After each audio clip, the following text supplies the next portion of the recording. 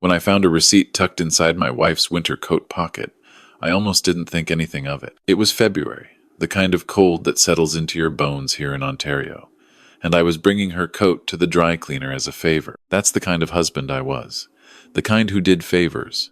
The receipt was from a hotel in downtown Toronto, the Fairmont Royal York. One night, 2 guests. Dated 3 weeks earlier, the same weekend, my wife told me she was visiting her sister in Sudbury.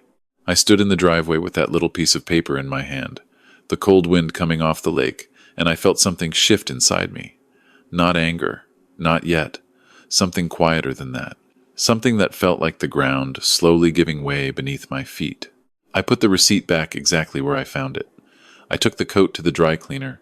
I drove home, and I said absolutely nothing. My name is not important. What matters is that I was 63 years old, 31 years married, retired from a career in civil engineering, and I had just discovered that the life I thought I had built was something else entirely. I had a beautiful home in Burlington. I had a pension.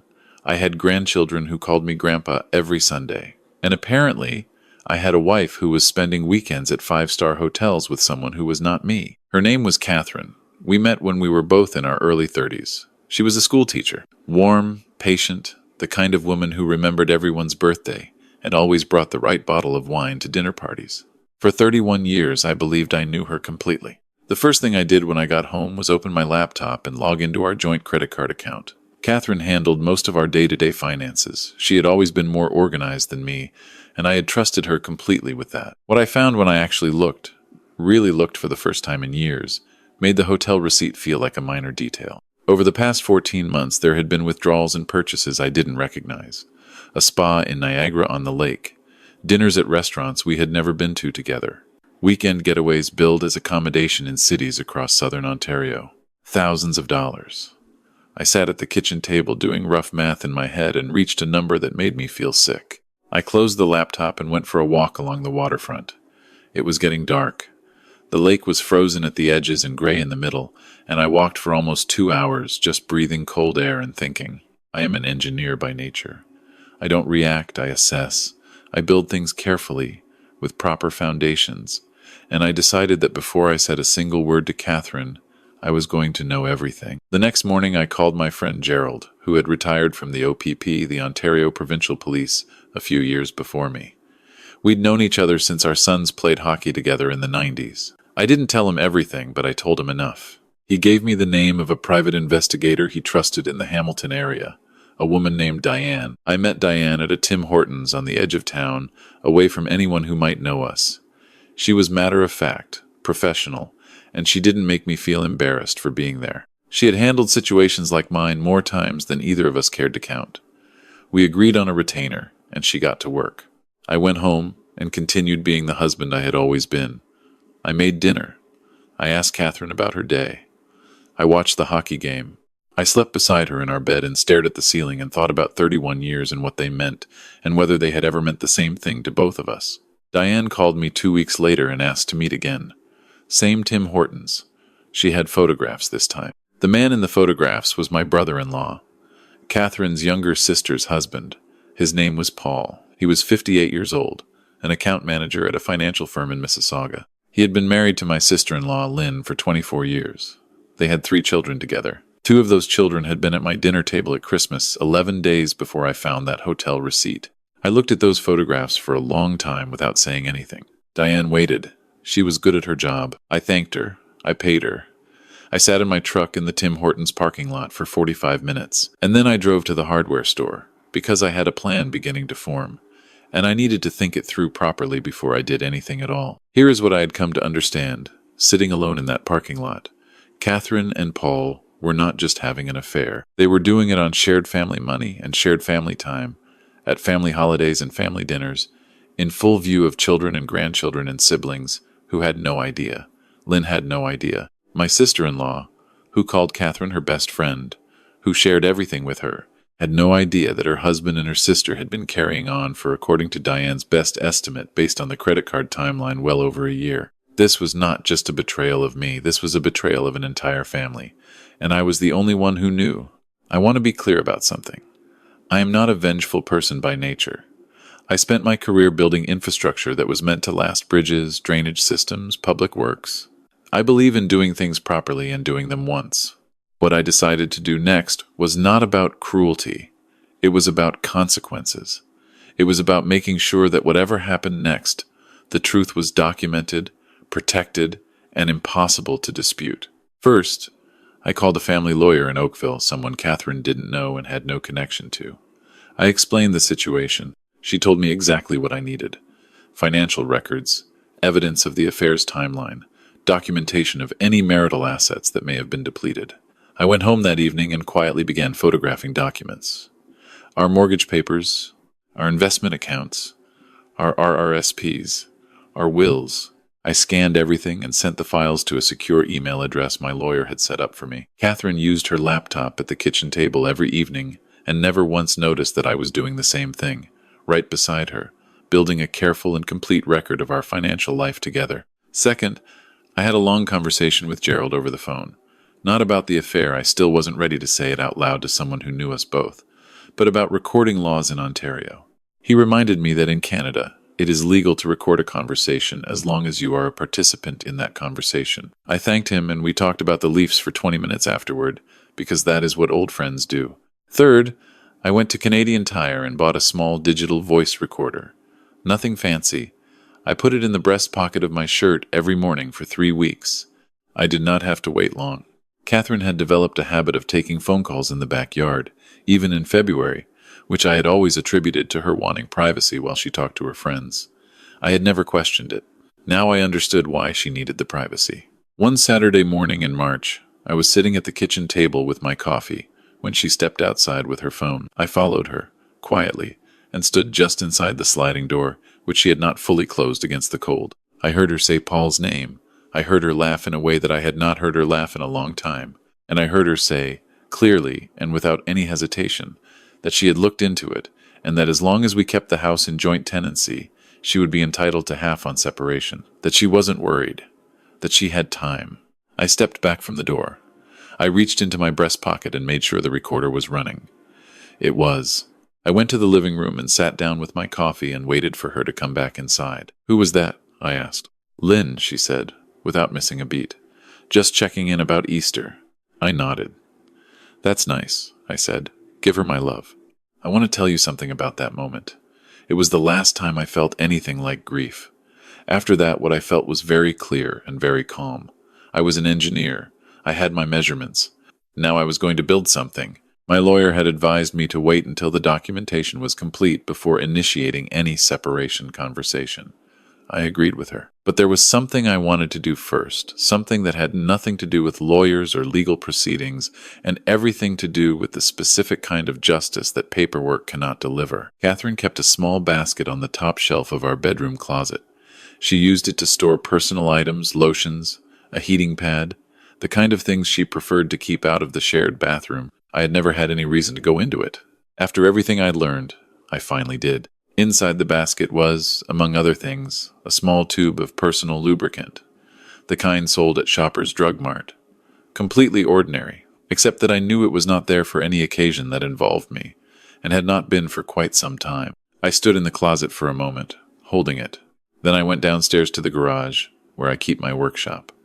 I found what I was looking for on the second shelf, a tube of 2-part epoxy adhesive, industrial strength, the kind used in construction, rated to bond metal and concrete. I had bought it for a deck repair project the previous autumn. It was, physically speaking, a very similar size and shape to what I had found in Catherine's basket. I am an engineer. I understand materials and their properties quite well. I will not pretend I agonized over this decision. I did not. I went back upstairs, placed the epoxy exactly where the other tube had been, oriented the same way, with the same side facing outward. I put the original item in a plastic bag, which I put in my jacket pocket, which I took with me to the office supply store the following morning and disposed of there. Then I waited. I did not have to wait long. The following Friday, Catherine told me she was going to visit a friend in Hamilton for the weekend. I said that sounded lovely. I asked if she wanted me to take her car for an oil change before she left, since it was due. She said yes. She thanked me. She kissed me on the cheek. I took her car for the oil change. I drove back. I helped her carry her overnight bag to the car. I watched her drive away. And then I went inside and sat in the kitchen with a cup of tea and a book. And I waited. The call came Sunday morning. Not to me, I wasn't expecting it to come to me. I learned what happened the way most things in quiet neighborhoods get learned, gradually, and then all at once. Lynn called me at 9:30. Her voice was strange. She said she was trying to reach Catherine and couldn't get through. Had I spoken to her?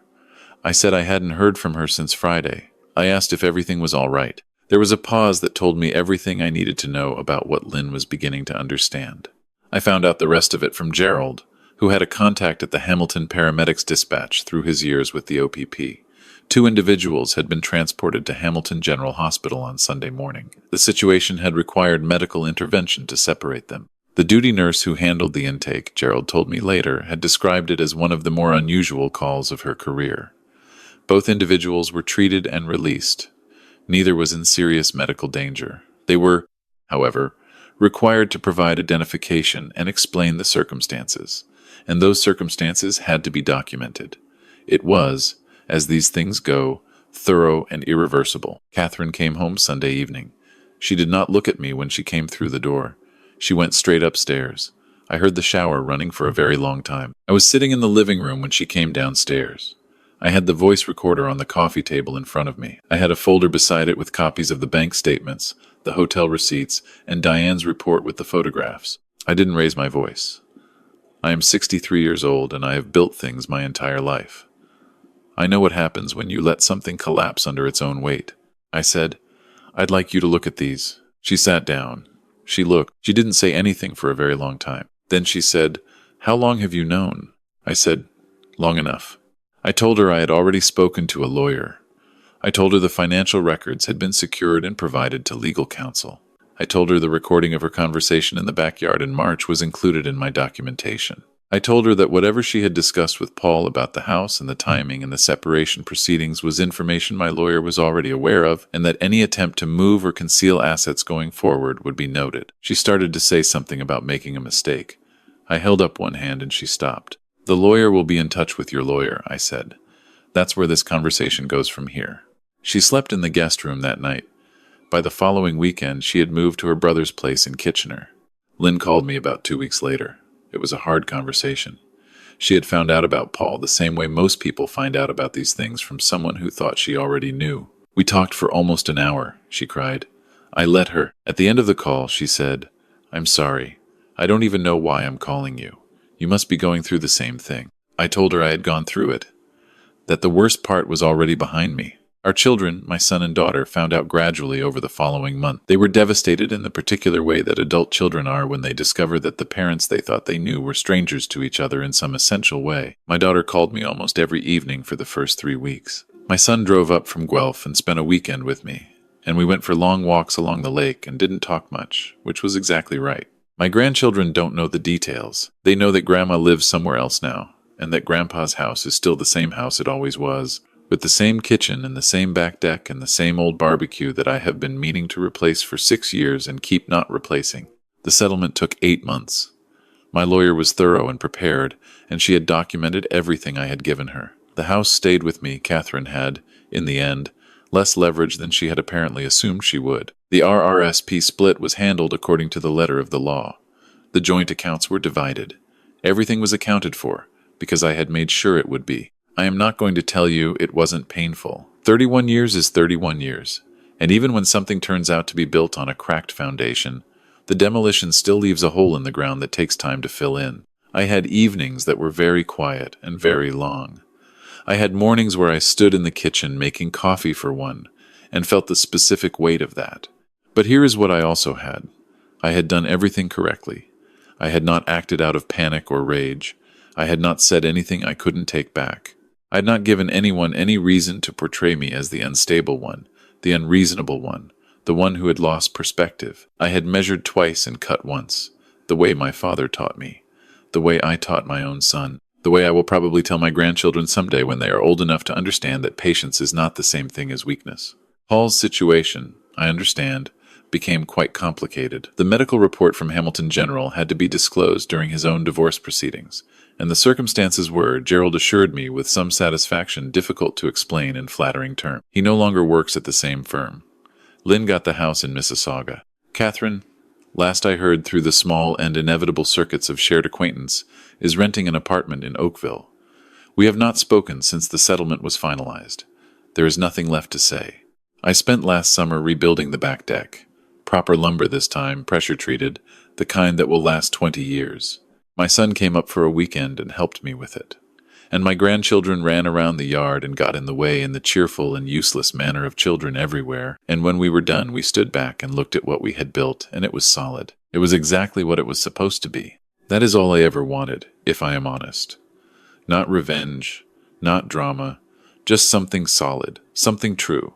It turns out you can still build that, even when you are starting over at 63. You just have to clear the ground first, and not be afraid of what you find underneath.